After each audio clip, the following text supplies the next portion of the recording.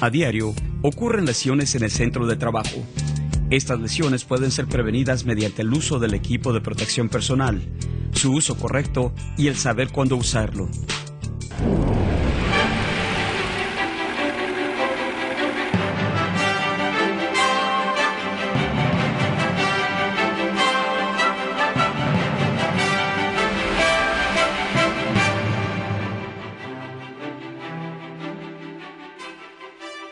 El equipo de protección personal, o EPP, forma parte del programa de su patrón para mantenerle seguro. En este programa examinaremos el uso de muchos de los diferentes tipos de EPP y ha sido diseñado para aquellos empleados que se enfrenten a condiciones en el trabajo que pudieran ser peligrosas para la salud o al cuerpo. Estos riesgos en el centro de trabajo podrían requerir del uso del EPP. Este video discutirá cuándo sería necesario el EPP, quién proporcionaría el EPP en el centro de trabajo, los requerimientos de capacitación de OSHA sobre el EPP y los tipos de EPP. Aunque este programa es una introducción al EPP, no se trata de una guía completa. Consulte a su patrón acerca de los requerimientos específicos en su centro de trabajo. Se define al EPP como cualquier vestimenta o equipo especializado, el cual sea usado por un empleado para protegerle contra un riesgo. El EPP puede ser tan sencillo como un casco o tan complejo como un aparato para respirar dentro de un traje contra los materiales peligrosos. Se conoce como el empleado afectado al empleado que se ve en la necesidad de usar EPP debido a una evaluación de riesgo.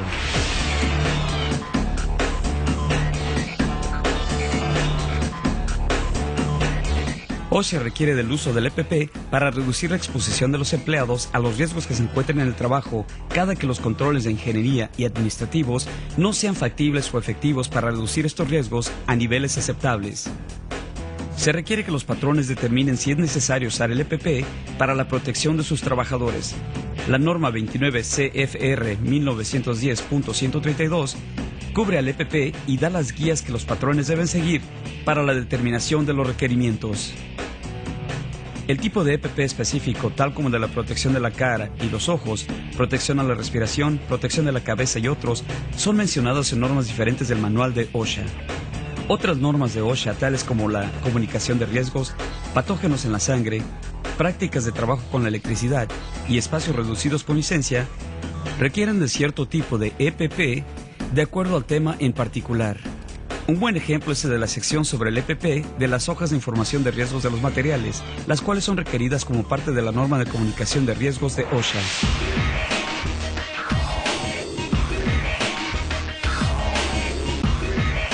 OSHA ha dictaminado que los patrones deben pagar por el equipo de protección, incluyendo el equipo de protección personal que se use para cumplir con las normas de OSHA para el sitio de trabajo.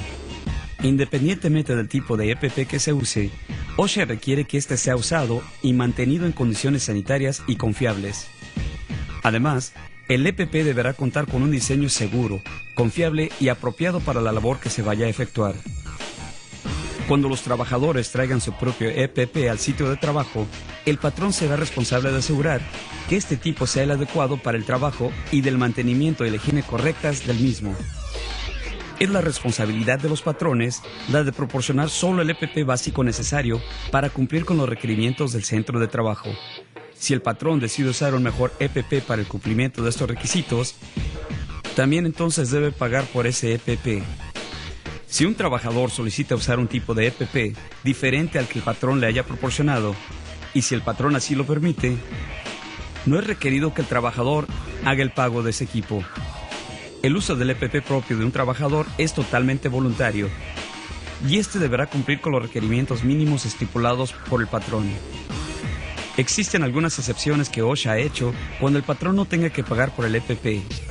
Equipo de protección por el cual los patrones no son requeridos que paguen. Calzado de protección y lentes de seguridad de graduación normales, siempre y cuando se le permita al trabajador usarlos fuera del sitio de trabajo. Calzado con protección metatarsiana integrada, siempre y cuando ellos proporcionen y paguen por la guarda metatarsiana que viene con los zapatos. Botas de leñador, pero la responsabilidad de pago queda abierta a negociación entre el patrón y los trabajadores. Vestimenta cotidiana tal como camisas de manga larga, pantalones, zapatos de calle, botas normales para el trabajo y otros tipos similares de ropa. Reemplazo del EPP cuando un trabajador haya perdido o dañado intencionalmente el equipo que se le haya proporcionado. Podría requerirse que los trabajadores paguen por los reemplazos. Sin embargo, es requerido que los patrones paguen por el reemplazo o un EPP mejorado que se use para el cumplimiento de las normas de OSHA.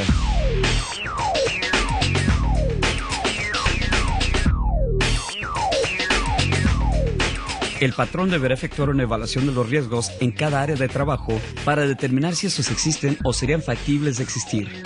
Esta evaluación deberá efectuarse por el patrón para determinar la escala de los riesgos y estar certificada por la persona que la haya realizado. La certificación de esta evaluación deberá hacerse por escrito y debe incluir las fechas de la evaluación. Si las condiciones cambian, entonces se deberá hacer una nueva evaluación certificada. Se deberán usar los controles de ingeniería y prácticas de trabajo para eliminar y reducir los riesgos antes de usar y depender del equipo de protección personal. Se considera el EPP como la última barrera de defensa para el control de los riesgos. Una práctica comúnmente usada, a la cual se le refiere como la jerarquía de los controles, es efectiva para abordar los riesgos de alto peligro. Empiece desde el más serio para ver si este puede ser controlado por medio de controles de ingeniería, con el trabajador fuera de la ecuación. Enseguida, factoriza al trabajador, cambiando la forma en que trabaja, por cuánto tiempo y el uso del EPP. La evaluación de los riesgos deberá ser hecha por el encargado de seguridad de la compañía u otra persona calificada para identificar las fuentes de los peligros. Los riesgos se deberán determinar mediante la evaluación de las labores afectadas, los trabajadores que las efectúen y o el grupo de trabajadores, especialmente si se están llevando a cabo labores idénticas. Las categorías de los riesgos básicos que se deberán tener en consideración incluyen, pero no se limitan a: impacto, penetración, compresión, calor, polvo nocivo y luz radiante dañina. Todas las fuentes de los riesgos se deberán identificar y anotar. Observe las fuentes de alta o baja temperatura que podrían causar quemaduras, lesiones a los ojos, ignición del equipo de protección, estrés por calor o frío y congelación. Fuentes de exposición a los químicos, fuentes de polvo o partículas peligrosas. Fuentes de radiación por luces tales como las de la soldadura, soldadura fuerte, corte, tratamiento térmico, láser, lámparas de metal haluro. Fuentes de caída de objetos o que tengan el potencial de caer. Fuentes de objetos afilados que pudieran perforar los pies o cortar las manos. Fuentes de objetos que rueden o pellizquen, los cuales podrían aplastar a los pies.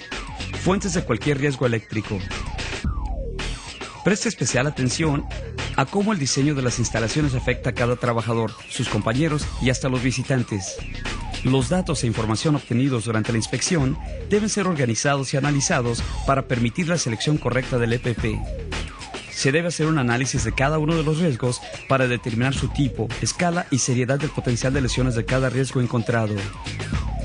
También se debe considerar la posibilidad de la ocurrencia simultánea de riesgos múltiples.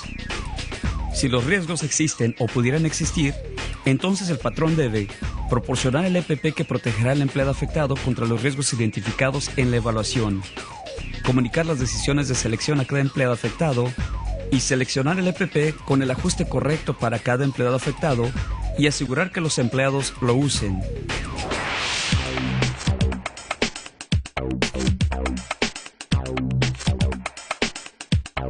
Los reglamentos de OSHA requieren que el patrón brinde capacitación a cada empleado que efectúe labores que requieran del uso del EPP. La capacitación debe cubrir el uso del EPP y sus restricciones. Cada empleado afectado debe mostrar un conocimiento satisfactorio de la capacitación y de su habilidad para usar correctamente el EPP. Se debe cumplir con este requerimiento antes de que se le permita al empleado efectuar el trabajo que requiera del uso del EPP.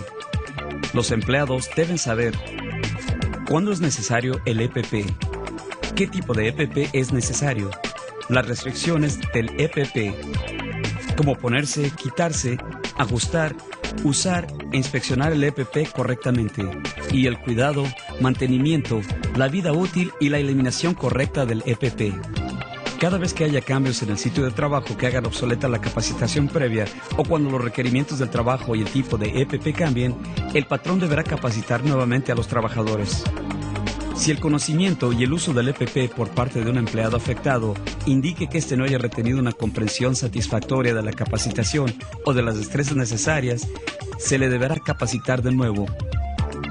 Toda la capacitación tiene que ser verificada y debe estipular que cada empleado afectado haya recibido y comprendido el adiestramiento necesario mediante un certificado por escrito. El certificado debe incluir el nombre de cada uno de los empleados afectados que hayan recibido el adiestramiento, fecha y tema del mismo.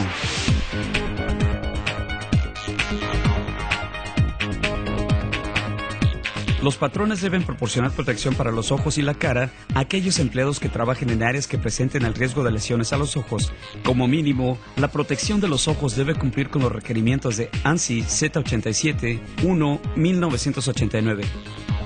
Los empleados que usen lentes de graduación deben usar dispositivos de protección que incluyan la graduación en su diseño o usar protección diseñada para usarse sobre los lentes, tales como gafas.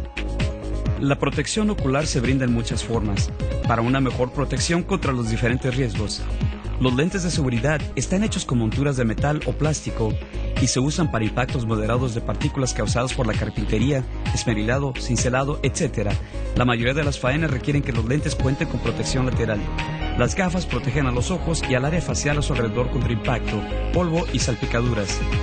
Las caretas de soldador protegen a los ojos contra quemaduras causadas por luz infrarroja intensamente radiante. La careta también protege a la cara y los ojos contra chispas, salpicaduras metálicas y escoria producidos durante la soldadura fuerte, soldadura blanda y cortado.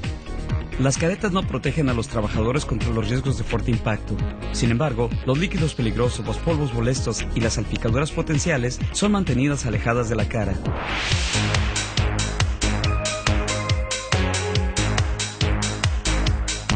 La protección respiratoria es una parte importante del EPP. Los respiradores protegen a los pulmones contra las atmósferas contaminadas por polvos dañinos, nieblas, neblina, gases, humos, rocíos y vapores.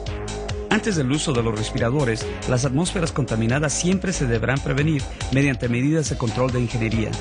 El uso de los respiradores deberá ser únicamente como último recurso. El patrón deberá proporcionar el equipo de protección respiratoria requerido para la atmósfera en la cual vaya a trabajar el empleado. Las máscaras contra polvo o las máscaras de filtrado son respiradores de presión negativa para partículas finas con un filtro como parte integral de la máscara o que toda la máscara sea compuesta por medio de filtración. Estas máscaras proporcionan la menor protección que cualquier otro respirador y son las menos sofisticadas. Las diferentes máscaras cuentan con diferentes rangos de capacidad de filtración.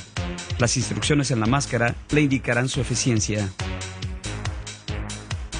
Un respirador purificador de aire o APR tiene un cartucho de filtro o en lata, el cual remueve contaminantes específicos pasando el aire del ambiente a través del elemento purificador.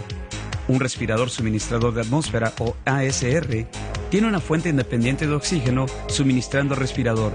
El SAR y el SCBA son dos tipos de respiradores suministradores de atmósfera. Un respirador con aire suministrado o SAR tiene una fuente de aire que se encuentra a una distancia del trabajador y está conectada por una manguera. El usuario se ve limitado por la longitud de la manguera. Un aparato respirador autocontenido o SCBA es una unidad móvil diseñada para ser cargada por el usuario. Los tanques de aire deberán contener un mínimo de 30 minutos de oxígeno. El patrón deberá proporcionar el adiestramiento acerca de los respiradores y tener un programa satisfactorio como es requerido por OSHA. Este programa incluye la prueba de ajuste y los exámenes médicos de todos los empleados antes de que usen un respirador. Antes de usar un respirador, se deberá hacer una prueba de ajuste. La careta debe ajustarse herméticamente alrededor de la mandíbula y cara. Se debe afeitar cualquier vello facial que impida este sello hermético. Un sello hermético previene que el aire contaminado entre a la máscara y evita que el trabajador lo respire. Esté consciente de las restricciones de un respirador, el por qué son necesarios, cómo usarlos correctamente, los procedimientos para su mantenimiento y almacenado y cómo reconocer las señas médicas y síntomas que pudieran prevenir su uso efectivo.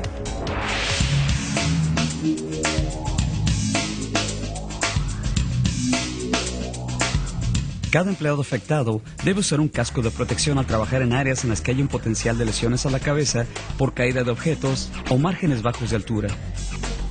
El patrón tiene la responsabilidad de proporcionar el casco adecuado para el trabajo. La protección para la cabeza se divide en 3 clases: clase C, E y G. Los cascos clase G, anteriormente clase A, son para usos generales tales como la minería, construcción, explotación forestal y fabricación. Esta clase brinda buena protección contra impactos, pero tiene una protección limitada contra tensión eléctrica de hasta 2200 voltios. Los cascos clase E, anteriormente clase B, son fabricados para labores cerca de las líneas de alto voltaje. Los cascos clase E protegen contra caída de objetos, choque eléctrico y quemaduras.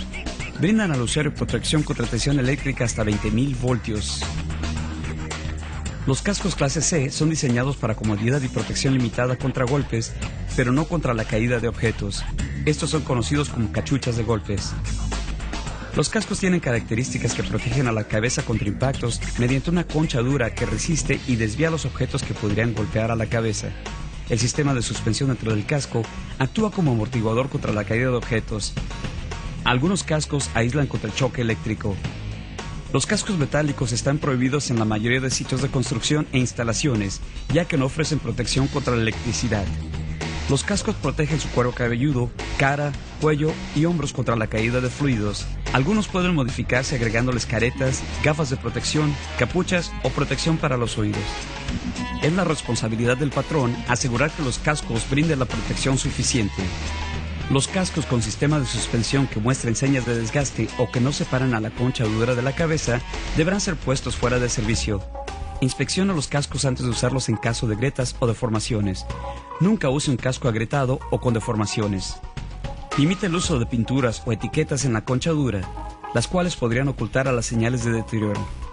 A pesar de que es una buena práctica la de limpiar a los cascos de protección, algunos agentes limpiadores pueden poner en peligro la integridad de la concha dura y también eliminar la resistencia eléctrica. Siga las instrucciones para limpieza del fabricante.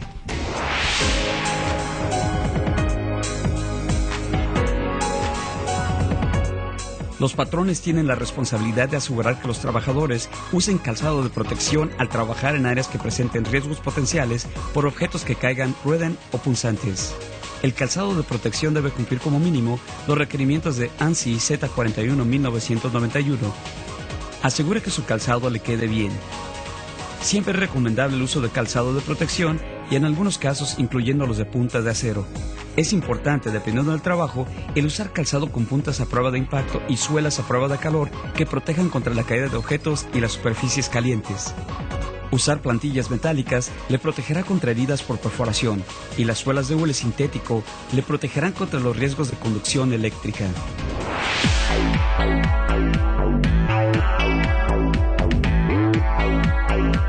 Existen muchos tipos de lesiones que pueden ocurrir a las manos. OSHA requiere que el patrón proporcione la protección para las manos adecuada al trabajo. Los guantes vienen en una variedad de tipos y tallas. Los guantes diferentes protegen a las manos contra riesgos diferentes. Elija los guantes correctos para el trabajo. Los guantes de algodón ofrecen protección contra la mugre, grasa y pintura y a la vez permiten la ventilación de la mano. Algunos tienen una capa de PVC para permitir un mejor agarre de los objetos. Los guantes de baqueta están hechos de una variedad de cueros diferentes. Ofrecen una capacidad de protección variada contra abrasiones, brindan flexibilidad y mejor agarre. Los guantes de plástico tales como los de látex, neopreno, nitrilo y PVC protegen a las manos contra químicos, fluidos y cortaduras y también brindan flexibilidad y durabilidad. Los guantes deben inspeccionarse antes de usarlos en caso de cortes, grietas, hoyos y rasgaduras. Si uno de estos es presente, los guantes deberán ser desechados y reemplazados. Los guantes especializados para electricistas se deben usar alrededor de los riesgos eléctricos. Estos guantes protegen contra descargas eléctricas.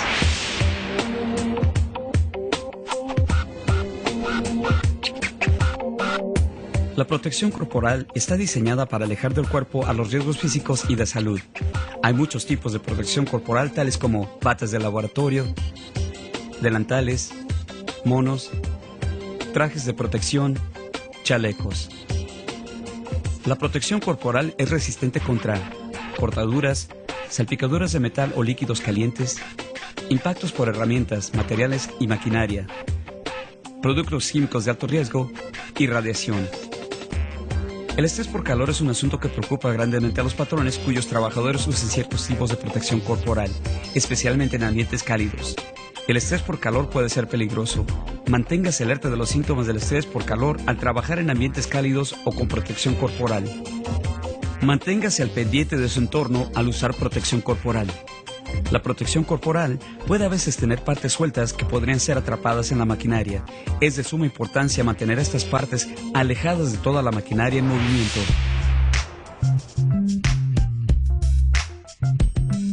La exposición al ruido excesivo depende de varios factores. ¿Qué tan alto es el ruido medido en decibeles? ¿Cuánto duró la exposición al ruido? El ruido ha sido generado por múltiples fuentes o por una sola. La regla general es de que mientras más fuerte sea el ruido, el tiempo de exposición deberá ser más corto antes de proporcionar protección auditiva. OSHA requiere protección auditiva si los trabajadores están expuestos a 85 decibeles o más. Si usted no puede escuchar a un compañero en un área sin tener que gritar, probablemente debería usar protección auditiva en esta área. Orejeras, tapones y tapones de canal son algunos ejemplos de protección auditiva. Las orejeras cubren ambos oídos y pueden reducir el ruido por 15 a 30 decibeles dependiendo de su fabricación y su ajuste. Los tapones se insertan en el oído y bloquean al canal por completo. Los tapones reducen el ruido por 15 a 30 decibeles, dependiendo de su fabricación y su ajuste. El algodón no está considerado como una protección auditiva aceptable.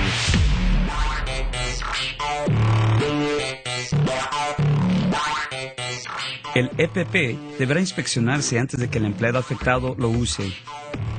El mantenimiento rutinario, reparaciones a menos de que éste sea desechable y reemplazo del EPP debe seguir las instrucciones del fabricante y de su patrón. Se recomienda que se conserven los registros del mantenimiento de cada pieza de EPP.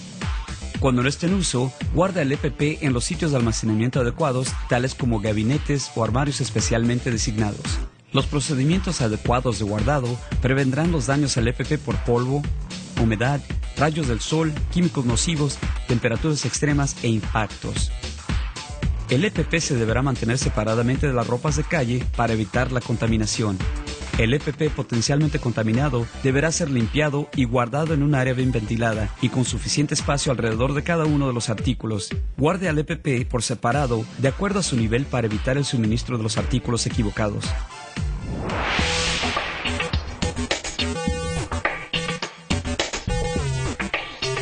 El EPP está diseñado para proteger a los trabajadores contra los riesgos en el sitio de trabajo que pudieran ocasionar lesiones o enfermedades. OSHA requiere que los patrones implementen un programa por escrito de la evaluación de los riesgos. La certificación de la evaluación de los riesgos por escrito debe identificar al sitio de trabajo evaluado, a la persona que haya certificado que la evaluación se haya realizado y la fecha o fechas de la evaluación de los riesgos. La norma 29 CFR 1910-132F de OSHA requiere que el patrón brinde la capacitación y adiestramiento para cada uno de los empleados que efectúen labores que requieran del uso del EPP. La protección del EPP puede incluir a la cabeza, cara, ojos, manos, pies, respiratoria y corporal. El EPP se debe usar como un último recurso después de haberse aplicado los controles de ingeniería y administrativos. El EPP debe ser inspeccionado antes de ser usado por el empleado afectado.